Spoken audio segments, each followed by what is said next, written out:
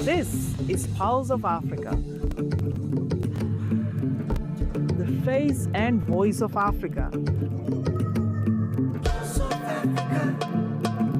The story of resurgent and burgeoning Africa is here, only on the Pulse of Africa channel.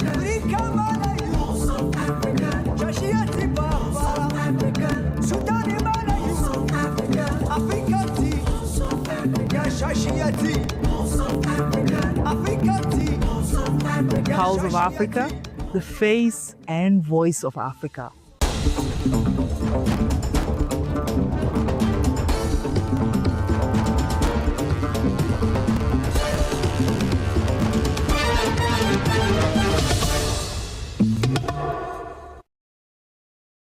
Hello, I'm Samia Mohammed, your host for the news this hour. Stay tuned. We'll start with Chad.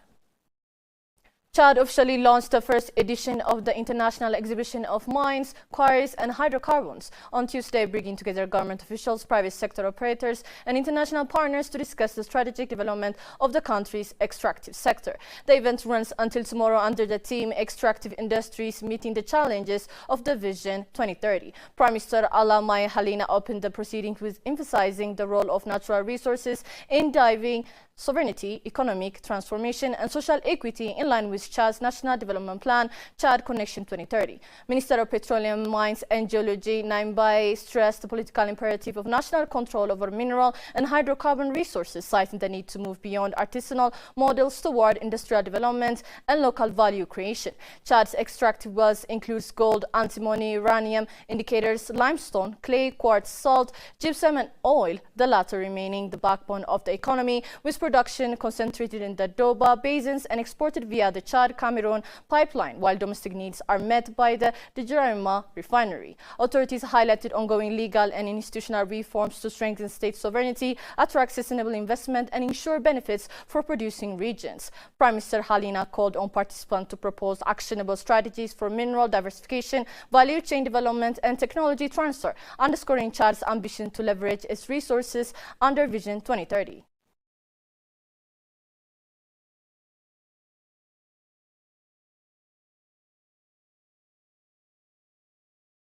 Zimbabwe took a leading role in a high-level clean energy dialogue convened by India and the International Solar Alliance on the sidelines of the World Economic Forum on Wednesday. The forum gathered policymakers, financiers, regulators and private sector leaders from the global south to chart pathways for low-carbon growth and climate-resilient development. Zimbabwe's active participation signals the country's growing influence in shaping sustainable energy strategies for Africa. Represented by Professor Amon Murwira, Zimbabwe shared its innovative approaches to rooftop agriculture and decentralized the solar energy, emphasized scalable solutions for rural communities. These strategies not only improve energy access but also strengthen climate resilience, offering a blueprint that other African nations can replicate to accelerate sustainable development. Zimbabwe is fast-tracking the solarization of village business units, agricultural value chains and rural infrastructure. By leveraging its abundant lithium resource to support global energy storage, the country is positioning itself as a strategic partner in the clean energy transition. These initiatives underscore Zimbabwe's potential to drive industrialization and economic growth across the continent while contributing to global decarbonization efforts. The dialogue highlighted a broader message for Africa and Global South. Clean energy is no longer just an environmental priority, it's a driver of economic empowerment, industrial innovation and climate resilience. Zimbabwe's example demonstrates how African nations can simultaneously address energy, poverty, unlock growth opportunities and lead the global green economy.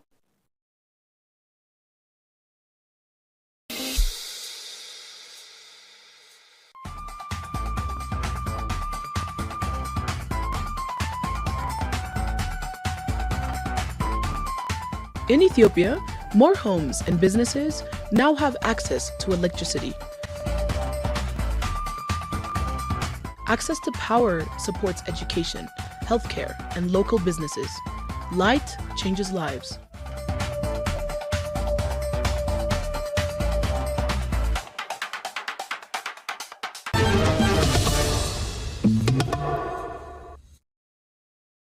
Morocco is positioning itself as one of Africa's steady growth stories in 2026, projecting economic expansion of about 5% on the back of a strong agricultural rebound, resilient domestic demand and sustained investment.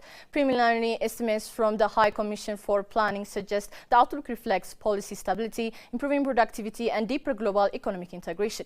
Agriculture is expected to lead the growth surge, with output forecasts to rise by more than 10%, driven by improved water management, stronger cereal harvest and a recovery in livestock farming. The sector alone is projected to contribute over 1 percentage point to GDP growth, reaffirming agriculture's enduring role as a backbone of Morocco's economy and rural livelihoods. Industry and construction are also gaining momentum, supported by public and private investment in infrastructure, manufacturing and service.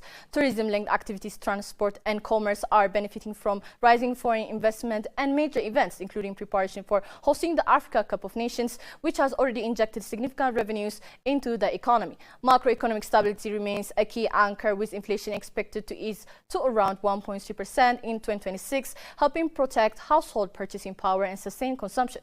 Stronger domestic demand has boosted government revenues, allowing for increased spending on infrastructure, health facilities and public service, even as youth unemployment remains a pressing challenge.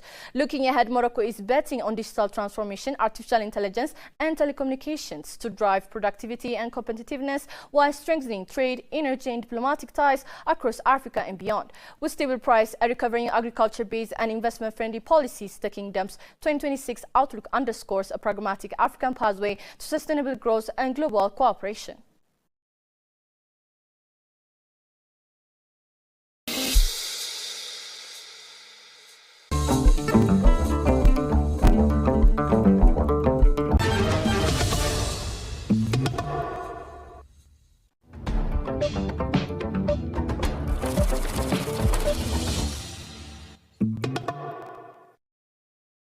Moving to business news.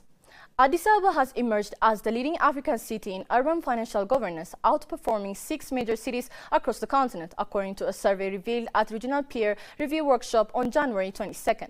The achievement underscores Ethiopia's growing role in demonstrating sustainable urban management for rapidly transforming African cities. Organized in collaboration with the United Nations Economic Commission for Africa and chaired by the Addis Ababa Mayor Addis Ababa, the workshop brought together officials, mayors and representatives from multiple African countries. Participants exchanged best practices to strengthen financial governance, transparency and resource mobilization across urban centers in Africa. The survey, supported by UNICA, ranked Addis Ababa above Nairobi, Dar es Salaam, Lusaka, Kigali and Yaoundé, with top scores in 5 of 6 key indicators, including revenue management and financial resource allocation. Mayor Adanich highlighted that African urban transformation, driven by rapid population growth and rising demand for services, requires robust financial systems, political commitment and accountability frameworks. Through peer-to-peer learning forums, Addis Ababa is sharing its experience as a model for sustainable urban planning. The city allocates roughly 70% of its revenue to development projects, demonstrating how African cities can leverage strong financial governance to drive economic growth, improve public service, and support long-term resilience, with ongoing guidance from UNICA.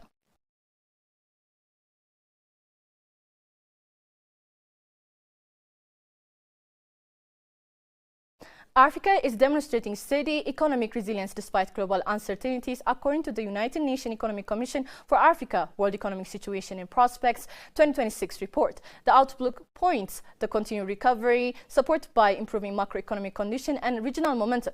UNICA projects Africa GDP growth to rise from 3.9% in 2025 to 4.0% in 2026, reaching 4.1% in 2027. East Africa is expected to lead the continent's performance, driven by stronger regional integration, infrastructure development and robust domestic demand.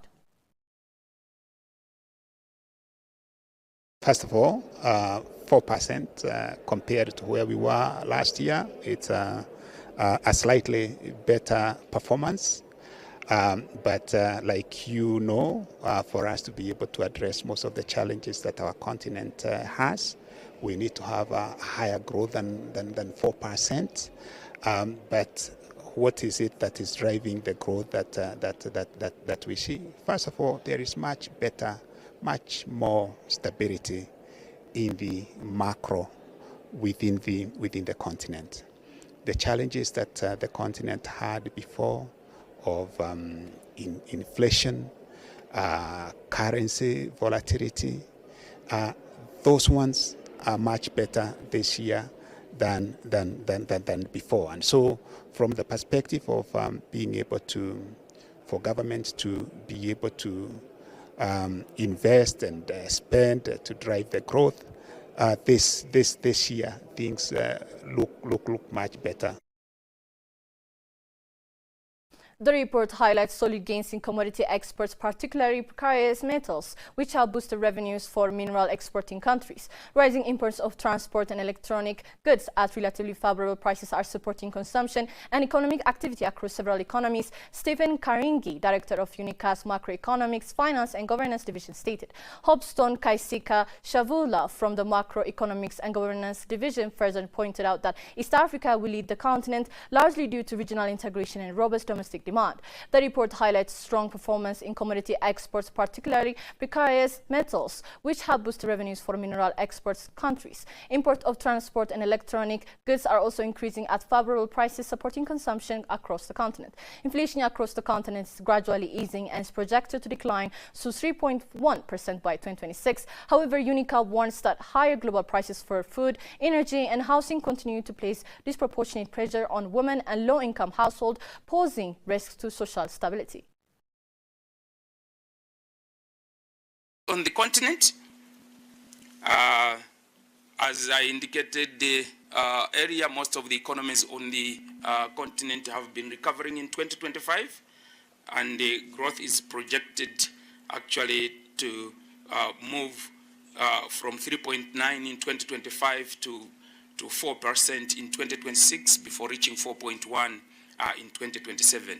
East Africa, as has been the case in the past few years, continues to lead most of the sub-regions on the continent, mostly benefiting from the regional integration efforts that are happening in that part of the continent. However, Southern Africa, as also has been the case in the past 2 years, has continued to underperform related to the other sub-regions, due to structural issues, mostly in the sub-region's largest economy, South Africa, where structural issues of energy and climate change have affected some parts of that country, significantly driving down their growth prospects. Despite the positive outlook, structural challenges remain. High debt burdens with interest payments consuming about 15% of government revenues are constraining fiscal space for social service and productive investment. UNICA stresses that sustaining growth will require coordinated monetary and fiscal policies, increased access to concessional finance, and deeper regional cooperation to strengthen Africa's long-term economic resilience.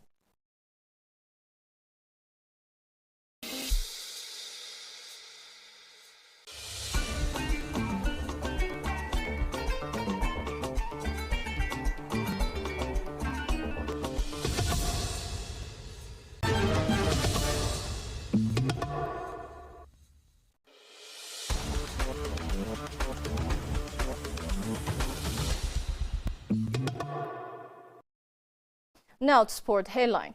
The Confederation of African Football has announced the launch of a new African Nation League, marking a major shift in the organization of senior national team football on the continent. Under the new framework, CAF guarantees that Africa will host world-class senior national team competition every year, bringing together the continent's best players from top leagues around the world in partnership with FIFA. CAF President Dr. Patrice Motsepe said the reforms are designed to elevate African national team competitions to global standards while ensuring Africa's elite footballers regularly compete on home soil. In FIFA World Cup years, CAF will pause senior national team competitions to allow the 9 or 10 African countries qualify for the tournament to fully focus on World Cup preparation. Beyond competition structure, the reform carries significant financial impact. CAF has launched a $1 billion tender that will enable the organization to distribute $1 million annually to each of its 54 member associations, 5 times more than previous allocations. Increased funding will also be channeled into youth development for boys and girls, women's football club competitions, zonal tournaments, and improved remuneration for CAF staff. CAF also announced that prize money for the CAF Champions League and Confederation Cup will be increased, with details to be unveiled after Total Energies CAF AFCON Morocco 2025. The restructuring further aligns African football calendars with global fixtures, reducing long-standing conflicts between club and national team commitments for African players abroad. With these changes, African football enters a new era, Musefi said, expressing confidence that stronger competitors, better funding and global alignment will unlock Africa's full football potential. The future of African football is bright.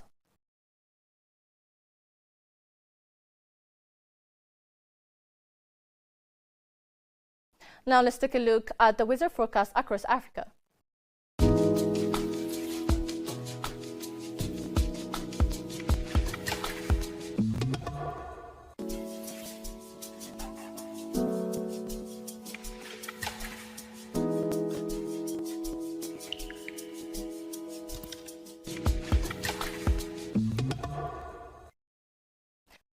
Today, before I conclude, I would like to invite you to watch our weekly program, El Dorado, which is coming up next. Thank you for tuning in and goodbye.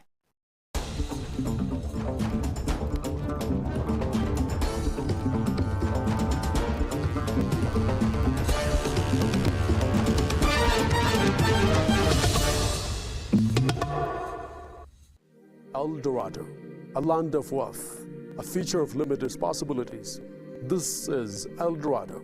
From natural rich to groundbreaking innovations, discover Africa's untapped potential. El Dorado, unveiling Africa's global potential.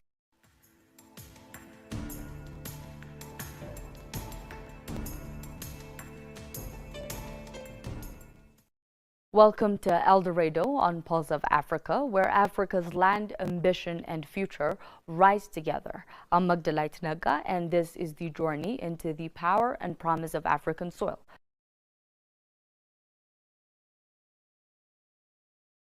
The first part we will be discussing is the geopolitics of the SID, which we like to call the Great African Paradox. Look at a global map, not of borders, not of flags, but of capacity. Why does a country like the Netherlands, a tiny sliver of land, often wrapped in gray skies, stand today as the second largest agricultural exporters in the world? Because they understood something decades ago. Land is not a limit, it is a canvas. Now turn your eyes to Africa, a continent blessed with what can only be described as the geography of Eden. And yet, paradoxically, it remains the most food insecure region on earth. This is the Greater African Paradox. We export our raw potential and import our basic survival. Every time we import grain, we're not merely buying food. We're exporting wealth and exporting our children's job. Because true power in the 21st century isn't just about silken chips or oil reserves. It's about a control of the calories. To control your food is to control your economy, and to control your economy is to control your destiny. So let us widen the lens. Look again at the world, not by political boundaries, but by agricultural capacity. Africa holds 65% of the world's remaining uncultivated arable land, nearly 874 million hectares. That is a landmass larger than the entire United States and Europe combined. While the rest of the world confers pick land, where every fertile inch is already paved, polluted, or planted, Africa remains the planet's last great frontier for food production. We use less than 2% of our renewable water resources compared to a global average of 5%. We have 300 days of sunshine and some of the deepest and most diverse soil profiles on the earth. And yet, despite all of this, Africa's crop yields sit at just 1/3 of global potential. For staples crop like maize, the yield gap can reach an astonishing of 80%. We are sitting on an agricultural gold mine, yet we spend billions of dollars every year importing food that our own soil is begging to grow. So we must ask the uncomfortable question: how can the richest continent on earth also be the hungriest? The answer is not a lack of land, it's not a lack of water, it's not a lack of labor, it is a history of resource extension. For more than a century, Africa has been treated as a raw material backyard, exporting the soil's wealth in the most basic form, only to buy it back as a furnished product at a 10 times the price. We are behind because we have been farming for survival while much of the world has been farming for business. While others were building silkens, cold chains, and processing industries, Africa was often trapped in cycles of conflict and colonial-era policies that discouraged local value addition. And this is why agriculture matters, because agriculture is the only sector that truly democratizes wealth. Oil enriches a few, gold enriches corporation, but soil is the accessible to everyone. When we transition from digging for hunger to processing for profit, we do more than just feed ourselves. We break the chains of economic dependency. When land is not the limit, lessons from the unluckiest places. And here we go. If land were destiny, some nations would have never have survived, let alone thrived. So let us look beyond Africa to places that had less land, fewer resources, and harsher climates, yet achieved what Africa still struggles to claim: food security. Let's take Israel as an example. Over 60% desert, chronic water scarcity, hostile climate, yet today Israel produces more food than it consumes. Not because it had more land, but because it had more strategy. Through precision irrigation, seed science, farmer education, and policy alignment, Israel turned scarcity into innovation. Every drop of water was measured. Every drop of water was measured. Every seed was optimized. Agriculture became national security. Now look at the Netherlands again, a country smaller than many African regions. Minimal sunlight, high population density, yet they export over $100 billion in agricultural products annually. How? This is a question that we all should ask. They stopped farming traditionally and started farming intelligently. Greenhouse replaced guessworks, data replaced chance, farmers became scientists, and agriculture became an industry. Vietnam tells another story. In the 1980s, Vietnam was a food deficient nation. Today, it is one of the world's largest exporters of rice and coffee. The difference was not land, it was policy reform. Farmer incentives, access to markets, and investment in value chains. Vietnam treated farmers as entrepreneurs, not subsistence survivors. And then there is Rwanda, an African country with high population pressure, limited land, and a painful history. Yet Rwanda has dramatically increased yields through cooperative farming, land consolidation, improved seeds, and disciplined governance. What do all these countries have in common that we don't?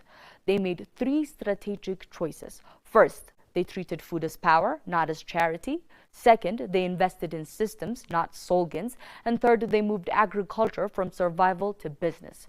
Now let's return to Africa. Africa does not lack land. Africa does not lack labor. Africa does not lack sunlight or water. What Africa lacks is alignment. Fragmented land ownership, weak storage systems, minimal processing, limited access to credits, and policies that often favor imports over local producers. As a result, African farmers grow food but lose money, harvest abundantly but watch it rot. While the land yet remains poor, this is not failure of effort, it's a failure of structure. Imagine if Africa processed even 30% of what it grows, not much. 30% of what it grows. Imagine if we stored instead of wasted. Imagine if Yod saw agriculture not as punishment but as a profit.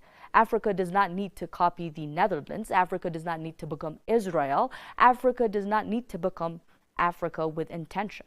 Because when agriculture is treated as business, when farmers are treated as investors, and when food is treated as sovereignty, the continent does not just feed itself, it feeds the future.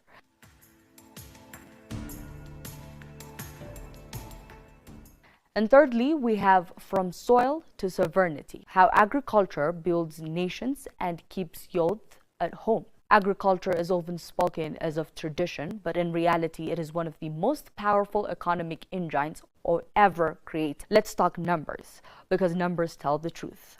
Globally, agriculture employs over 27% of the world's workforce, but in developing economies, it contributes up to the 35% of GDP growth when properly supported. According to multiple international development studies, growth in agriculture is 2 to 4 times more effective at reducing poverty than growing in any other sectors.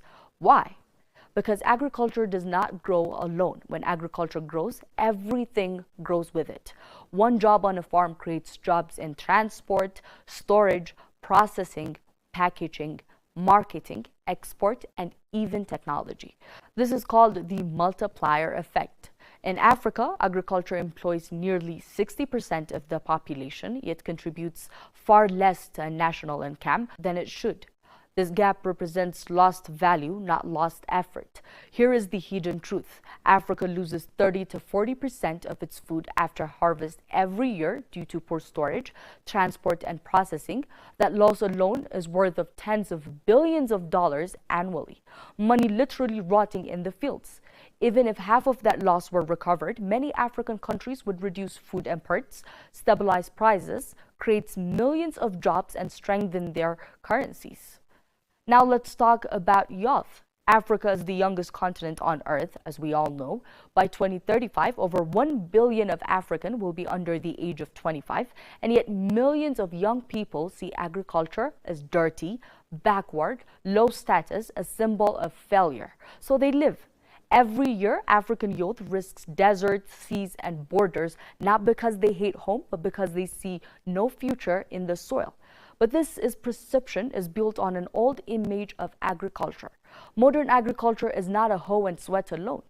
It is agribusiness, data, logistic, drone mapping, greenhouse systems, food processing, export branding, digital marketplace, and countries that succeed. Youth were not pushed away from agriculture. They were pulled back into it. Let's take examples. In Southeast Asia, young farmers using improved seeds and market access earn 2 to 3 times more than urban informal workers. In part of East Africa, youth-led agribusiness startups have shown profit margins of 20 to 40% within just a few seasons. Here is the reality. Migration is not a dream. It is a symptom of economies that do not reward productivity at home.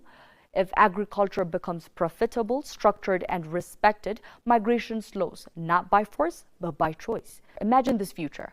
A young African does not migrate to wash dishes abroad, but because at home they manage a greenhouse, process cassava into export flour, run a poultry value chain, brand coffee for international markets. Agriculture becomes entrepreneurship, not for survival and for government's benefit too. Every dollar invested in agriculture returns to $3 to $5 in economic value. Every local food system strengthens national stability. Every employed youth reduces conflict risks. This is why food security is not just about eating. It's about jobs. It's about dignity, stability, sovereignty. When youth farm with knowledge, not desperation, when nations invest in values, not just volume, and when agriculture is treated as strategy, not charity, a country does not just grow crops, it grows power. But across the continent, change is steering from the African Union to national governments. New measures are taking root, and Africa is beginning to rise from its own soil. In the next part, we will be discussing governments and the AU turning policy into practice. If agriculture is the engine of a nation's prosperity, then policy is the fuel. Across Africa, governments and the African Union are not just talking, they're acting. They're launching programs, forging partnerships, and opening doors so that farmers, entrepreneurs, and especially youth can see a future in agriculture right here at home. First, the African Union Continental Vision. At the heart of it all is the Comprehensive Africa Agriculture Development Program, CAADP, the AU's flagship framework under the Agenda 2063. CAADP commits African governments to allocate at least 10% of a national budget to agricultural and rural development, achieve 6% annual agricultural growth, and transform food system to be resilient, productive, and inclusive. In early 2025, AU leaders adopted a 10-year strategy and action plan to transform agri-food systems across the continent, aiming to increase agricultural output by 45% by 2035. cut post-harvest loss in half, triple intra-African trade in food, and raise local processing to 35% of agri-food GDP. This isn't abstract ambition, it is a roadmap for prosperity, and crucially, it places youth at the center of the transformation. Second, we have youth empowerment in agriculture. Across regions, targeted efforts are emerging to attract youth back to farming, and not just as laborers, but as agripreneurs, innovators, and leaders. Under the Malabo Declaration on Agriculture, East African governments are committed to create job opportunities for at least 30% of youth across agricultural value chains and make agribusiness attractive, accessible, and profitable. At events like the East African Youth in Agri-Food System Expo, youth entrepreneurs from across partner states showcased innovations, with governments collaborating with financial institutions to design affordable financing tailored for young agripreneurs. Across the continent, similar dialogues and strategy platforms, such as the Africa Agribusiness Youth Strategy (AAYS Dialogue), are equipping youth with business skills, digital tools, and networks to become competitive in agri-food systems. These dialogues aim to empower at least 30% of young people in agri-food value chains by 2035. A third, we have innovation, technology, and digital agriculture. Policy meetings are the only thing happening. The AU is pushing innovation. In late 2025, the African Union hosted its first digital agricultural conference to explore how technology, from climate-smart practices to data tools, can accelerate agricultural transformation and food security across the continent. This matters because digital innovation opens agriculture to youth who are tech-savvy, forward-looking, and eager to build scalable digital solutions such as market platforms, farm data analytics, and mobile advisory services. Fourth, we have regional and national implementation. Fourth, we have regional and national implementations. Continental policy is powerful, but real impact happens locally. Many governments from Ghana to Kenya are partnering with private and development partners to train, fund, and incubate youth agripreneurs, especially in high-value sectors like greenhouse farming, poultry, and agro-processing. Regional bodies like ECOWAS are implementing programs such as the West Africa Food System Resilience Program to strengthen food risk management, sustainable production, and harmonized agricultural markets. And across Africa, institutions like AGRA, the Alliance of a Green Revolution in Africa, work alongside governments to help smallholder farmers access improved seeds, markets, and finance, and to make agriculture a sustainable business opportunity for youth.